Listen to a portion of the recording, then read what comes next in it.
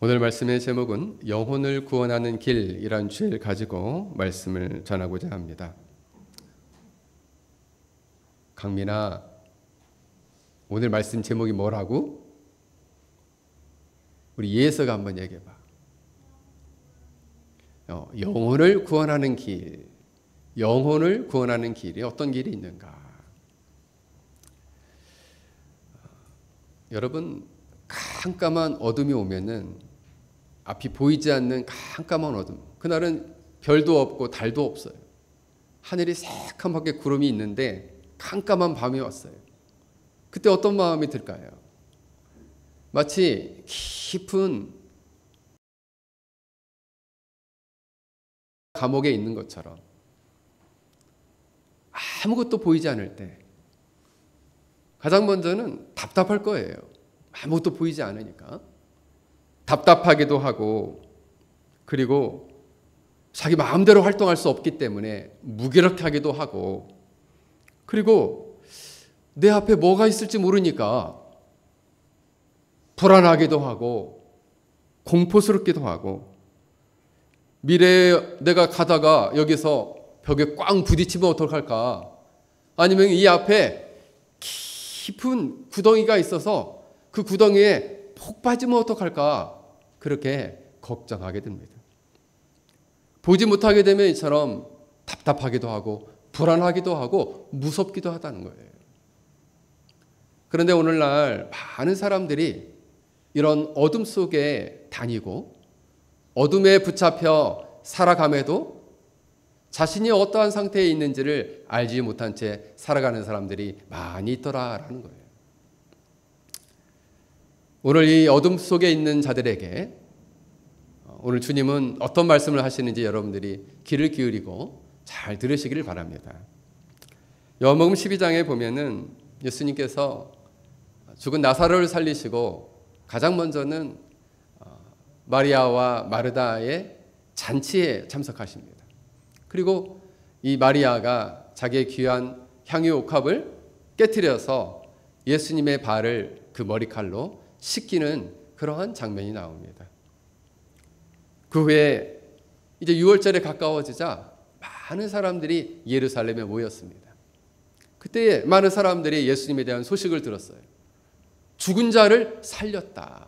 죽은 나사로가 죽은 뒤에 나흘이 지나서 시체가 냄새가 풀풀 나는데 그 죽은 자를 살렸다는 소문이 났을 것입니다. 그래서 예수님이 어린 나귀를 타고 이 예루살렘에 들어가실 때에 수많은 사람들이 나와서 예수님에게 환호하기 시작했어요. 호산나 찬송하리로다. 주의 이름으로 오시는 이여 곧 이스라엘의 왕이시오. 당시에 이렇게 성문을 개선 행진을 하는 것은 왕이나 전쟁에서 승리한 개선 장군만이 할 수 있었습니다. 그런데 예수님이 어린 나귀를 타고 그 길을 들어가는데 사람들이 이 나뭇가지를 막 흔들면서 외치는 거죠. 호산나 찬송하리로다. 주의 이름으로 오시는 이여 곧 이스라엘의 왕이여. 당시 바리새인들은 이 예수를 어떻게 막을까 고민했는데 그들이 이렇게 푸념을 합니다. 이 모두 다 쓸데없다. 온 세상이 저를 따른다. 그렇게 말을 합니다. 예수님을 막는 일, 복음이 전해지는 일을 막을 수 없다. 온 세상이 그를 따른다. 이렇게 말했습니다. 그중에 이 6월절에 예배를 드리러 온 헬라인들이 있었습니다. 그 헬라인들 중에 몇 명이 예수님을 직접 만나고자 찾아왔어요. 그래서 먼저 빌립과 안드레에게 요청을 했습니다. 우리 좀 예수님 좀 만나게 해주면 안 되겠습니까? 근데 예수님께서는 이 헬라인을 만나지 않으시고 이렇게 말씀하시는 거예요. 뭐라고 말씀하시느냐? 내가 진실로 너에게 이르노니 한 알의 밀이 땅에 떨어져 죽지 아니하면 한 알 그대로 있고 죽으면 많은 열매를 맺는다. 밀은 예수님의 자신을 상징하고 땅에 떨어져 죽는 것은 장차 예수님이 십자가에 못 박혀 희생을 당하시고 죽으실 것을 말씀하십니다.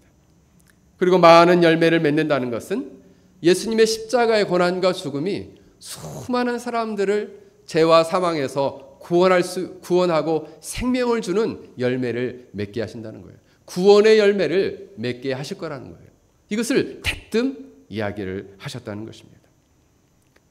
그러면서 제자들로 하여금 너희들도 내가 이처럼 저들을 구원하기 위해서 희생하고 헌신했던 것처럼 너희들도 사람들을 구원하고 저들을 건져내는 일에 희생하고 헌신해라 라고 말했습니다. 이렇게 말씀해 주신 거예요. 그리고 예수님께서는 고뇌에 찬 기도를 하나님께 드립니다. 고뇌에 찬 기도를 드리고 그리고 말씀하십니다. 내가 이 십자가에 죽은 다음에는 이 세상에는 심판이 시작될 것이다. 그래서 이 세상을 다스리는 사탄은 쫓겨나게 될 것이다. 그리고 예수님, 내가 이 십자가에 죽은 다음에는 모든 사람을 구원하여 하나님께로 그들을 들려 올려지도록 할 것이다 라고 주님은 공개적으로 말씀을 하십니다. 그때 이 제자들이 물었습니다. 무리들이 물었어요. 왜 영원하신 왕이 죽어야 합니까? 왜 영원하신 왕인데 왜 죽으셔야 합니까? 내가 빛이 있는 동안에 너희들이 나를 믿어라. 그리고 나를 따르라 라고 말씀하십니다. 그리고 너희가 빛의 자녀가 되어라. 이 말씀을 하시고 그들을 떠나서 예수님께서는 숨으셨다라고 오늘 본문은 말씀하십니다. 여러분, 오늘 23절에 보면은 인자가 영광을 얻을 때가 왔도다 하시면서 이렇게 말씀하십니다. 35절에 예수께서 이르시되 아직 잠시 동안 빛이 너희 중에 있으니. 여러분, 아주 잠시 동안 빛이 있다라는 거예요.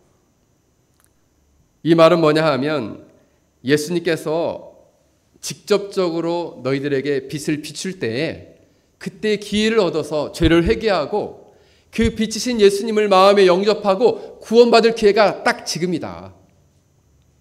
구원받을 기회가 아주 잠깐 동안 있다. 이렇게 말씀하시는 거예요. 구원받을 그 기회가 많이 있는 것이 아니다. 잠깐 동안 있다는 거예요. 그러므로 고린도후서 6장 2절에 이렇게 말씀합니다. 보라, 지금은 은혜 받을 만한 때요, 지금은 구원의 날이로다. 오늘 내일로 미루지 말고 오늘 회개하고, 오늘 내일로 미루지 말고 내일 모레로 미루지 말고 지금 죄를 회개하고 예수님을, 빛이신 예수님을 마음을 열고 받아들여라. 그리고 빛의 자녀가 되어라. 그리고 어둠에 붙잡혀 있지 말아라 라고 말씀하시는 거예요. 오늘날 교회도 많은 사람들이 어둠에 붙잡혀 있는 자들에게 복음을 지금 전하는 것이 마지막 기회일 수 있다라는 거예요. 지난 한 주간도 많은 사람이 죽었습니다. 어떤 사람은 교통사고가 나서 죽기도 하고, 어떤 사람은 암에 걸려서 죽기도 하고, 1년에 한국 사람이 매년 죽는 숫자가 작년의 통계가 36만 명이에요. 그럼 36만 명이 365일 동안 죽으면은 하루에 몇 명씩 죽는 거예요? 하루에 거의 1000명씩 죽는 거예요. 그 1000명 중에 아유 목사님, 저는 빠져있죠. 저는 좀 오래 살 겁니다. 그 누구도 알 수 없어요. 나 아직 나이가 어린데요. 알 수 없어요. 구원받은 때가 바로 지금이라는 거예요. 죽음이 내가 예상한 것보다 더 빨리 오게 되면 그 구원받을 기회를 놓치게 된다는 거예요. C.S. 루이스라는 20세기의 아주 유명한 기독교 작가이자 사상가는 어떤 책을 썼냐면 스크루테이프의 편지라는 책을 썼습니다. 여기에 보면 악마 스크루테이프가, 이 사람은 악마 중에서도 고위급 악마예요. 근데 이제 막 초보 악마인 조카 웜우드에게 33개의 편지를 보냅니다. 사람들을 어떻게 타락시킬 것인지, 사람들을 어떻게 구원받지 못하도록 할 것인지 그 계획을 하나하나 전수하는 편지예요. 여러분 기회가 되면 한번 읽어보십시오. 근데 여기에서 전략이 크게 두 가지인데, 하나는 뭐냐면 악마 존재 자체가 악마 존재 자체를 믿지 않도록 자꾸만 부추기는 거예요. 여기에는 하나님도 없다, 너는 합리적으로 사고해라, 이것을 부추긴다는 거예요. 과학적 사고를 해라, 오늘날에 천국과 지옥이 있다는 말이 웬 말이냐, 이것을 자꾸만 악마가 이것을 부추긴다는 거예요. 이런 오류에 빠지도록 한다는 거예요. 이런 잘못에 빠지도록 한다는 거예요.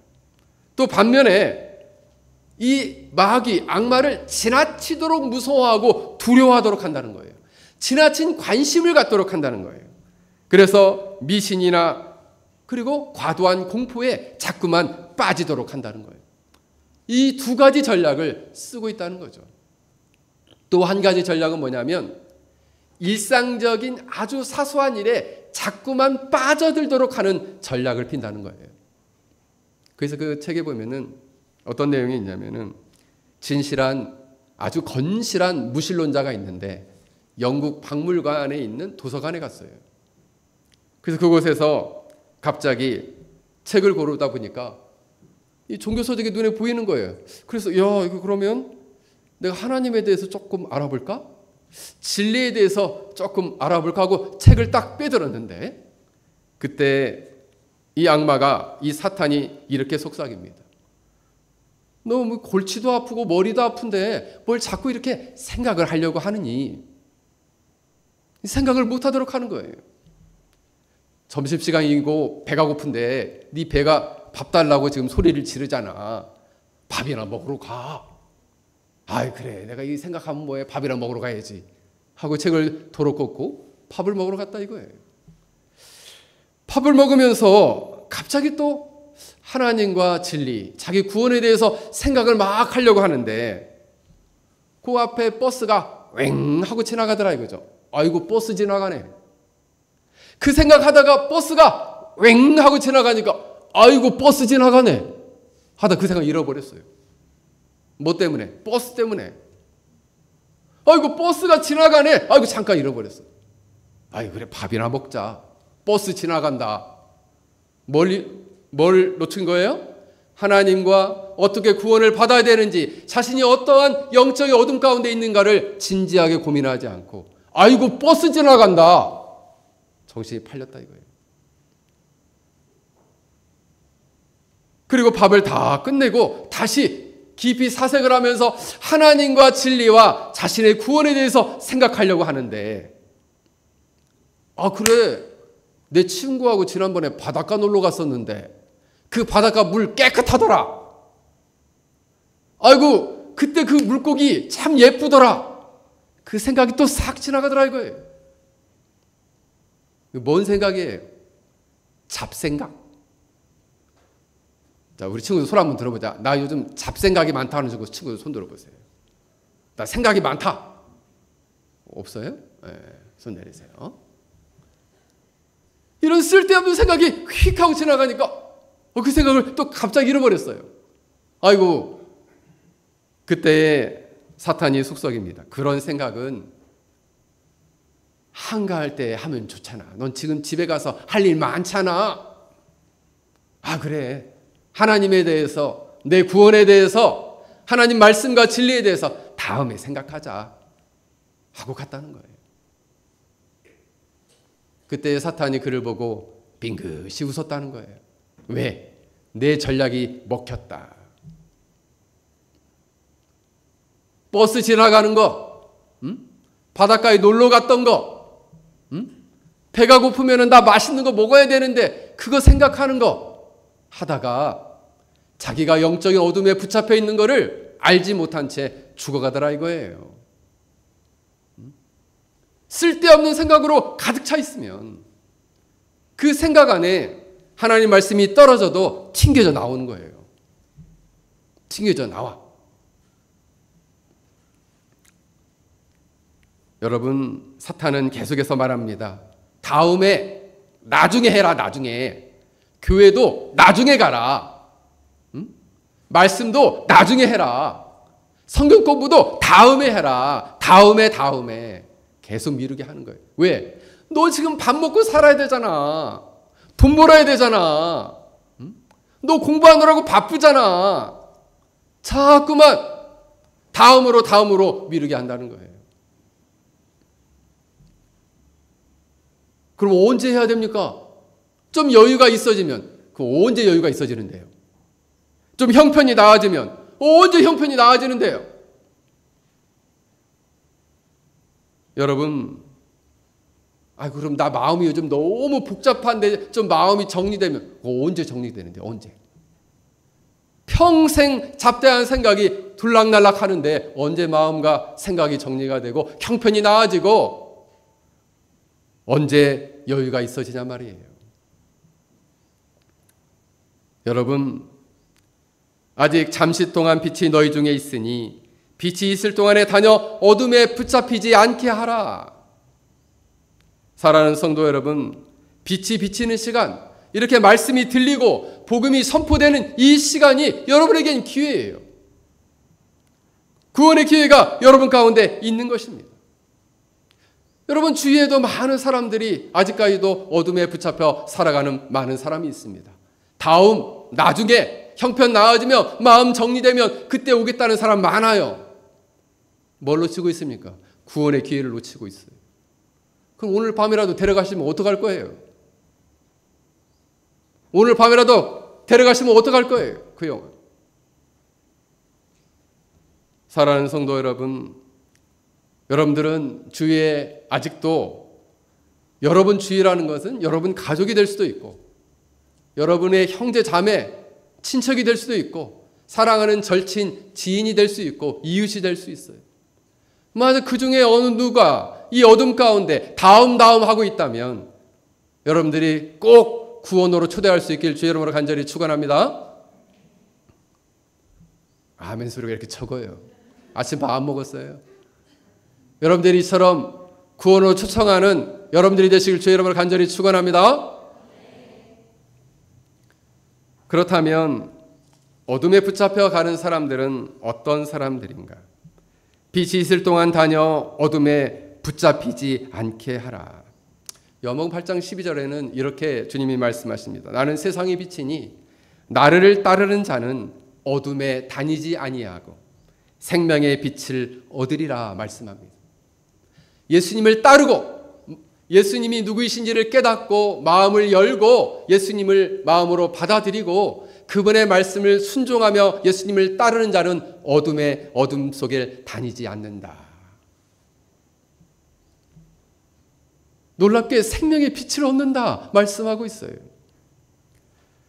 어둠에 붙잡힌다는 것은 뭘까요? 오늘 붙잡히다는 단어가 카탈라베라는 단어가 쓰였는데 지배당하다, 사로잡히다, 휘감기다, 그 어둠에 삼켜지다 이런 뜻이 있어요. 여러분, 이 어둠은 무엇입니까? 어둠은 사탄과 사탄의 세력이요, 죄와 불신앙의 상태예요. 죄와 불신앙, 사탄과 사탄의 세력이 그를 꽉 붙들고 있다는 거죠. 어떻게 하지 말라고? 빛 가운데 나가지 말라고. 그래서 여러분, 한 영혼 전도하는 게 정말 어려운 거예요. 한 영혼을 이 교회에 데려다오는 것이 정말 어려운 일이에요. 왜? 꽉 붙잡고 있으니까. 그 어둠이 꽉 붙잡고 있고 안 놔주거든요. 아니, 우리 한국 사람들 이 페낭에 타마린, 키사이드, 미라 사는데 차로 운전하면 여기 10분 거리예요. 이 10분 거리 멀게 느껴져요. 왜요? 어둠이 꽉 붙잡고 있기 때문에. 놔주질 않고 있어요. 다음에 가라 하고 붙잡고 있는 거예요.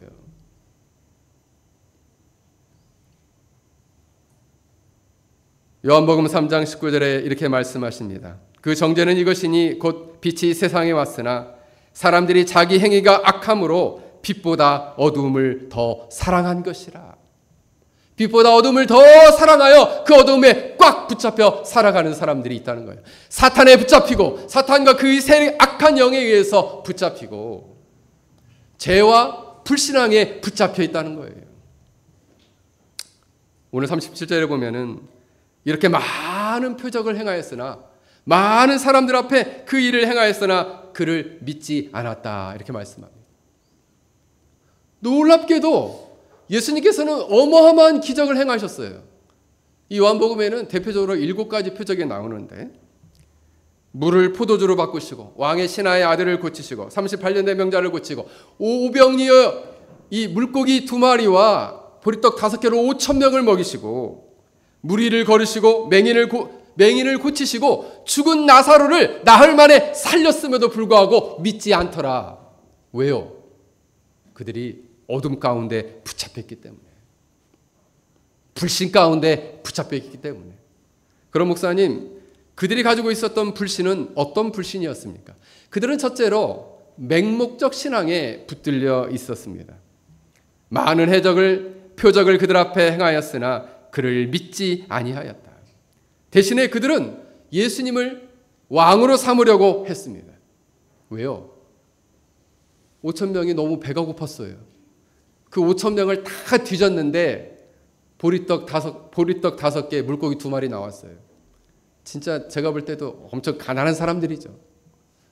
그런데 갑자기 예수님이 그걸 가지고 5,000명을 먹이시니까 우와, 이분은 진짜 왕으로 바로 섬기면 우리 배부를 수 있겠다. 굶지는 않겠다. 이런 생각이 들었죠. 근데 예수님은 그들을 떠나 혼자 산으로 떠나가셨어요. 왜요? 왕을 원치 않으셨거든요. 여러분, 신앙생활을 하면서도 주님이 주시는 무언가의 만족과 기쁨 때문에 하나님을 섬기다가 예수를 믿는다는 이유로 자신이 박해나 어려움을 겪게 되면 그 예수님을 버린다는 거예요. 예수님이 그들에게 떡과 물고기를 줬을 때는 예수님을 잘 따랐습니다. 그러나 그 표적을 보이지 않을 때는 다 예수님을 떠나갔어요. 요한복음 4장 18절에는 표적과 기사를 보지 못하면 도무지 믿지 아니하니라. 좀 기적을 좀 보여주세요. 그러면 내가 믿을게요. 그때만 잠깐 믿더라 이거예요. 이걸 일명 기적적, 이적적 믿음이라고 합니다. 제가 예전에 알던 남자분이 계셨는데 좀 병에 걸렸어요. 병에. 그래가지고 제가 이제 전도를 하고 기도를 간절히 해드렸는데 그분이 그러시는 거예요. 나 병 나으면은 예수님이 열심히 믿고 살겠다고. 진짜 너무 기적적으로 그 사람 나았거든요. 안 나와. 병 치료받고 자기 놀러 가고 싶은데 놀러 가고 술 먹고 싶은데 가서 술 처먹고 그렇게 살더라 이거예요. 왜 그래요? 그 마음 안에 불신이 꽉 잡혔어요. 치료한 것 하나님의 은혜인데 그 은혜를 저버리고 살더라 이거예요. 요한복음 3장 19절에 빛이 세상에 왔을 때 사람들이 자기 행위가 악함으로 빛보다 어둠을 더 사랑했다. 여러분, 이처럼 죄와 불신에 사로잡힌 사람들은 빛보다는 어둠을 더 사랑한다는 것입니다. 그래서 커피 한 잔 마시는 것보다 술 한 잔 마시는 걸 좋아해요. 이렇게 와서 주일날 예배 드리는 것보다 어디 이렇게 놀러 다니는 거 좋아해. 왜요? 빛보다 어둠을 더 사랑하기 때문에.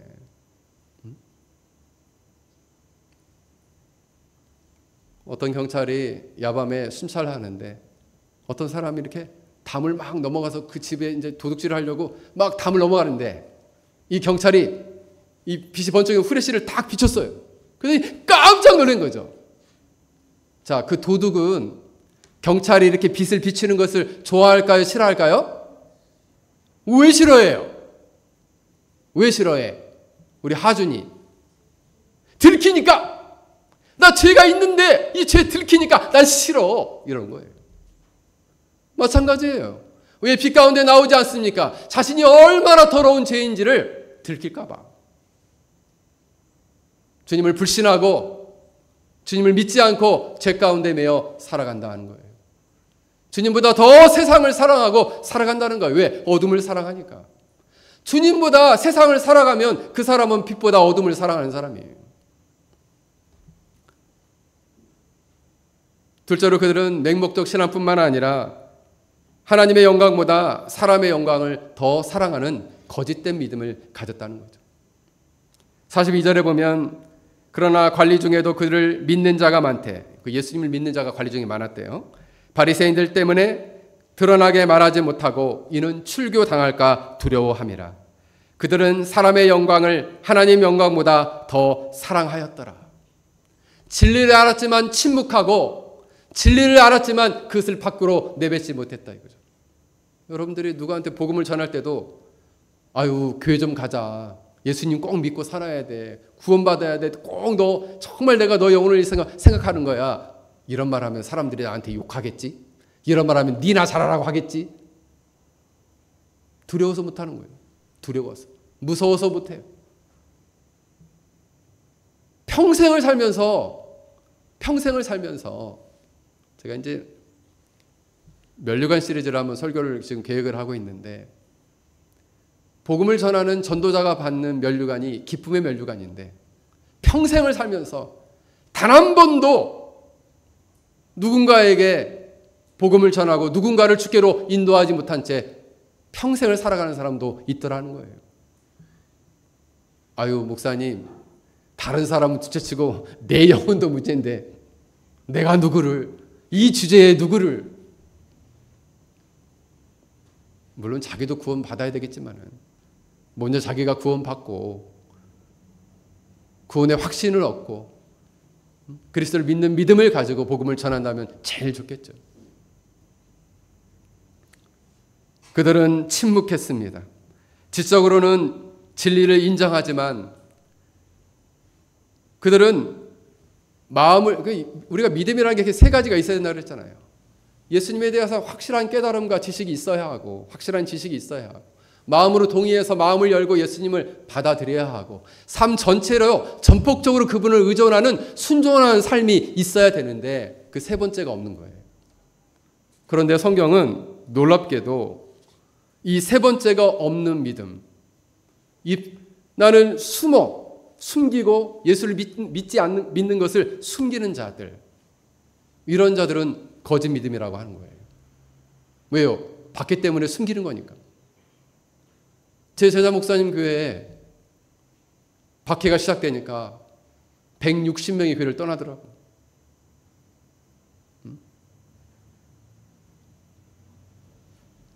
어떤 청년이 회사를 다녔습니다. 그런데 회사를 다닐 때는 회사에서 예수 믿는 티를 내면은 불이익을 당하니까 티를 내면 안 돼. 그래서 자기를 이렇게 숨기는 거죠. 티를 내면 안 돼. 그 술자리도 가고, 다른 사람 술 한잔 마시면 자기도 술 한 잔 마시고, 티를 안 내는 거예요. 티를. 다른 사람이 교회 다니시고 예수 믿으시죠? 놀라는 거예요. 내가 숨겼는데 어떻게 알았지? 그는 주님을 부끄러워하고 사람들 눈을 두려워했다는 거죠. 주님을 두려워하기보다는 사람들 눈을 두려워해요. 왜요? 하나님의 영광보다 사람의 영광을 더 사랑했기 때문에. 그렇기 때문에 그들은 이런 불신에 사로잡혀 있었다라는 것입니다. 어둠에 그들도 여전히 어둠 가운데 붙잡힌 자들이에요. 사랑하는 성도 여러분, 종교개혁자인 칼빈은 이렇게 말했습니다. 하나님의 빛을 떠난 인간은 필연적으로 방황하며 그 길의 끝이 멸망임을 깨닫지 못한 채 스스로를 속인다.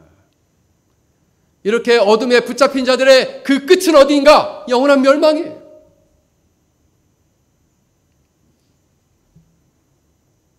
사랑하는 성도 여러분, 여러분의 영혼은 지금 어디에 있습니까? 이 불신의 어둠 속에 여러분 붙잡혀 있습니까? 그렇다면 빛이신 예수 그리스도께로 나와서 주님을 구원주요 하나님의 아들로 깨닫고 그리고 마음을 열고 영접하고 그리고 구원 얻는 믿음을 가지고 전폭적으로 그분을 신뢰하고 그분께 자신의 인생을 맡기며 살아갈 수 있기를 주의 이름으로 간절히 축원합니다.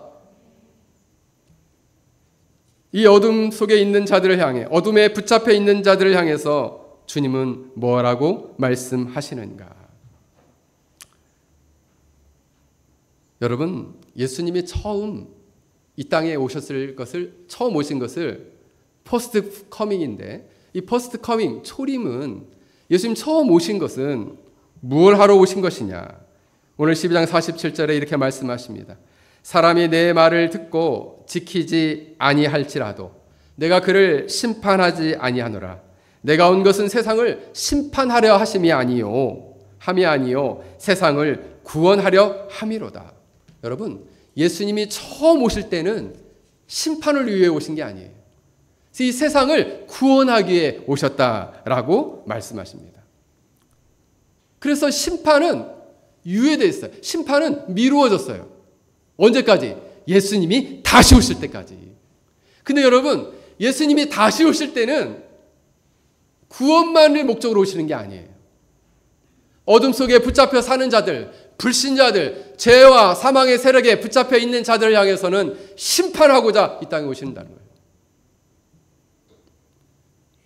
48절에 이렇게 말씀합니다. 나를 버리고 내 말을 믿지 아니하는 자를 심판하실 이가 있으니 곧 내가 한 그 말이 마지막 날에 그를 심판하리라. 나를 저버리고 예수를 저버리고 내 말을 받지 않은 자를 심판한다. 언제? 마지막 날에. 주중에도 제가 잠깐 설교를 했었는데 데살로니가후서 1장 8절에 하나님을 모르는 자들과 우리 주 예수의 복음을 복종하지 않은 자들에게는 형벌을 내리시리니. 하나님을 모르는 자, 주 예수 그리스도의 복음에 복종하지 않는 자, 예수님을 저버리고 예수님의 말을 받지 않는 자에게는 형벌이 내린다는 거예요. 언제? 마지막 날에. 어둠에 붙잡혀 있는 자에게 주님은 심판하시겠다 말씀하십니다. 그럼 목사님, 하나님을 모르는 자는 어떤 자입니까? 이것은 단순히 머리로 모르는 자가 아니라 하나님과의 인격적 교제를 거부한 자를 말합니다. 의도적으로 하나님을 무시하고 하나님을 알지 않기로 작정하는 자들이에요. 그래서 이걸 교리적으로는 이 세상 안에 하나님이 계시다라는 일반 계시가 충만한데 하나님이 계시다는 것을 일반적으로 알 수 있도록 충만함에도 불구하고 계속해서 하나님을 멀리 거절하는 자들, 이런 자들에게는 영원한 심판이 만나는 거예요. 창조주 하나님을 인정하지 않고 자신의 삶의 주권을 하나님께 있음을 인정하지 않는 자들은 영원한 심판을 받을 것이다 말씀한다는 거죠. 둘째로 주 예수 그리스도의 복음에 복종하지 않는 자, 예수님을 저버리고 그 말을 받지 아니하는 자는 어떤 자인가? 이들은 이렇게 복음을 들을 기회를 받았어요. 이런 기회가 있었어요. 교회 안에 이런 사람이 있습니다. 주 예수 그리스도의 복음을 들었지만 나는 복종 순종은 못한다 하는 사람. 나는 말씀을 들었지만 난 말씀대로는 안 산다 하는 사람. 그러면은 이 사람 구원받은 사람 아니에요? 아니, 구원 못 받은 사람이에요. 복음을 들었고 귀가 열려서 들었지만 나는 그 말씀대로 살지 않고 그 말씀 예수님을 받지도 않고 그 말씀을 듣지도 않겠다. 그리고 그 말씀대로 나는 순종하지 않겠다라고 거절하는 사람. 그 사람을 향해서 주님은 형벌을 내리겠다 말씀하십니다. 그러면은 요한복음 12장 48절에 나오는 나를 저버리고 내 말을 받지 아니한다라는 자는 어떤 자를 구체적으로 말하는 것입니까? 예수님이 내가 곧 길이요 진리요 생명이라 말씀하실 때에 예수님 나 그 말 믿지 않겠습니다. 예수님 내가 그 길 걷지 않겠습니다 라고 거절하는 자를 말해요. 분명히 들었어요. 내가 곧 길이요 진리요 생명이니 나로 말미암지 않고는 아버지께로 올 자가 없다. 여러분들 이 자리에서 분명히 들었습니다. 예수님 나 그 길 안 가요. 나 그 진리 안 받아들여요. 나 그 생명 필요 없습니다. 그런 자들에게는 영원한 형벌이 있다는 거예요. 우리 주 예수 그리스도의 복음에 복종하지 않는 자는 어떤 것입니까? 나는 예수님을 구원주로는 압니다. 하지만 내 인생의 모든 주권과 삶을 그분께 맡기는 건 싫습니다. 이 사람은 진짜 구원자이심을 알아요. 그런데 내 마음의 중심에 예수님이 내 주인이 되시고 내 인생의 모든 삶을 주관하시고 내 뜻을 내려놓고 주님의 뜻에 살기는 거절하고 불순종하는 사람, 그 사람에게도 영원한 형벌이 준비되어 있다는 거예요. 그럼 그 사람은 예수님을 구원주로 인정을 했으니까 구원에 이르지 않을까요? 아니, 구원 못 받는답니다. 이런 믿음을 신학적으로 뭐라고 얘기하냐면 값싼 믿음이라고 그래요. 값싼 믿음. 주님이 주님이신지는 알지만 주님으로 섬기지는 않는 사람. 순종하지 않는 사람. 값싼 믿음. 여러분, 구원이라는 것이 값싼 믿음으로 얻어지는 것이 아니에요. 사람들은 믿으면 구원받는데 저 예수님 믿습니다! 말은 했어요? 자, 순종해라. 나 순종은 못하죠. 그 뭐예요? 값싼 믿음. 그 믿음은 어때요? 구원 못 받아요. 영원한 형벌이 그 앞에 놓여져 있다는 거예요. 그래서 데살로니가 1장 9절에 이렇게 말합니다. 8절부터 9절까지 읽을게요. 하나님을 모르는 자들과 우리 주 예수 그리스도의 복음을 복종하지 않는 자들에게 형벌을 내리시리니 이런 자들은 주의 얼굴과 그의 힘의 영광을 떠나 영원한 멸망의 형벌을 받으리로다. 주의 얼굴과 그의 힘의 영광을 떠나 영원한 멸망의 형벌을 받을 것이다. 얼마나 두려운 말씀입니까? 주님을 내 인생의 주인으로 섬기지 않고 주님을 거절하고 살아가는 자들에겐 이런 무서운 심판이 있는데 나 다음에요. 나 다음에 하겠습니다. 언제 할 거예요? 언제 주님 믿고 언제 주님을 의지하고 언제 주님께 내 인생을 맡기며 살 거나 말이에요. 지금 당장 하세요. 지금 당장 마음의 문을 열고 예수님을 나의 구원주 나의 하나님으로 영접하시길 바랍니다. 할렐루야. 여러분의 이 전적인 모든 삶을 주님께 맡기며 살아갈 수 있길 주 이름으로 간절히 축원합니다. 조나단 에드워즈는 1740년도에 큰 부흥을 일으킵니다. 전 세계에서 가장 탁월한 기독교 지성이라고 말하는 사람이에요. 그분이 한 설교 중에 그때 부흥을 일으켰던 설교의 제목이 진노하신 손에 붙들린 죄인들이라는 설교예요. 근데 그 설교가 길어요. 근데 그 당시에 그 사람들은 그 설교가 제가 생각할 때는 몇 시간 진행됐는데 그 설교를 다 들은 거예요. 우리는 한 30-40분만 들으면 막 몸이 막 근질해서 저렇게 막 못 움직여 안달인데. 그런데 그 설교 가운데 에드워즈는 이렇게 말합니다. 여러분 가운데 아직 예수 그리스도의 복음에 복종하지 않고 하나님의 자신의 삶의 주권을 하나님께 내어드리지 않은 분이 있습니까? 그 다음에 이 사람은 이런 상태에 있다는 거예요. 앞에 커다란 하나님의 진노라는 거대한 불타는 큰 구덩이가 그 앞에서 불이 타고 있다는 거죠. 근데 그 구덩이 옆으로 이렇게 낭떠러지처럼 경사진 면에 사람들이 이렇게 밧줄을 붙들고 매달려 있다는 거예요. 그리고 금방 이렇게 미끄러져서 그 불덩이로 지금 떨어지기 직전이라는 거죠. 근데 그 밧줄, 하나님의 자비라는 밧줄을 붙들고 있다는 거예요. 막 발은 미끌려가지고 막 덜렁덜렁한데, 미끌려가지고 막 바둥바둥 하는데, 그 하나님의 자비라는 밧줄을 붙들고 있다는 거죠.